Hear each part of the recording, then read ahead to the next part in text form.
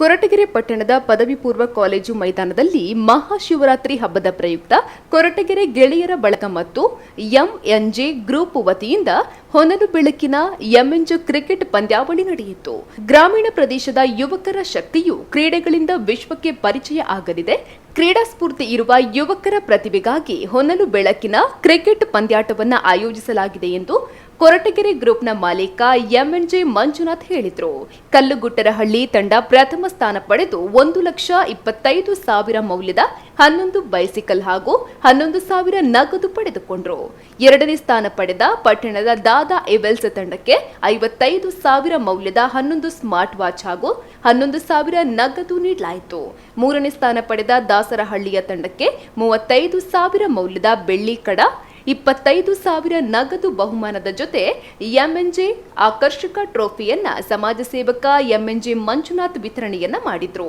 ಬೈಚೇನಹಳ್ಳಿ ತಂಡ 4ನೇ ಸ್ಥಾನವನ್ನ ಪಡೆದು 15,000 ನಗದು ಜೊತೆ ಎಂಎನ್ಜೆ ಟ್ರೋಫಿ ಪಡೆದು 5ನೇ ಸ್ಥಾನ ಪಡೆದ ಅಕ್ಕಿರಾಂಪುರ ತಂಡಕ್ಕೆ 7,500 ನಗದು ಹಾಗೂ ಎಂಎನ್ಜೆ ಟ್ರೋಫಿಯನ್ನ ನೀಡಲಾಯಿತು.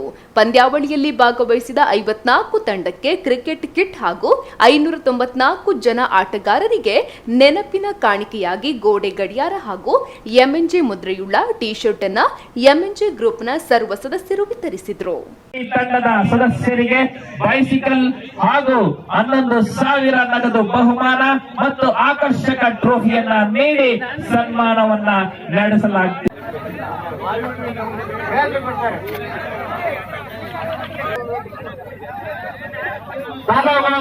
ಉತ್ತಮವಾದ ಸಾಧನೆಯನ್ನು ಮಾಡಿದೆ. ಅವರಿಗೆ ಧನ್ಯವಾದಗಳು ನೀಡಲಾಗ್ತಾ ಇದೆ. ಹಾಗೂ ಬೆಳ್ಳಿ ಕಡವನ್ನ ಮೂರನೇ ಬಹುಮಾನವಾಗಿ ದಾಸರಹಳ್ಳಿ ತಂಡದ ಸದಸ್ಯರಿಗೆ ವಿತರಿಸಲಾಗ್ತಾ ಇದೆ. ನೀನು ಕ್ಲೀನ್ ಮಾಡ್ಬೇಕಪ್ಪ, ಯಾಕೆ ಅಂತಂದ್ರೆ ಹಲವಾರು ಸಮಸ್ಯೆಗಳು ಬರ್ತವೆ ಅಂದಾಗ ಇಲ್ಲ, ನಾನು ನಮ್ಮ ಗೆಳೆಯರು ದಯವಿಟ್ಟು ನೀವು ಹೇಳಿದ್ದನ್ನ ಚಾಚು ತಪ್ಪೇ ಮಾಡ್ತೀವಿ ಅಂತ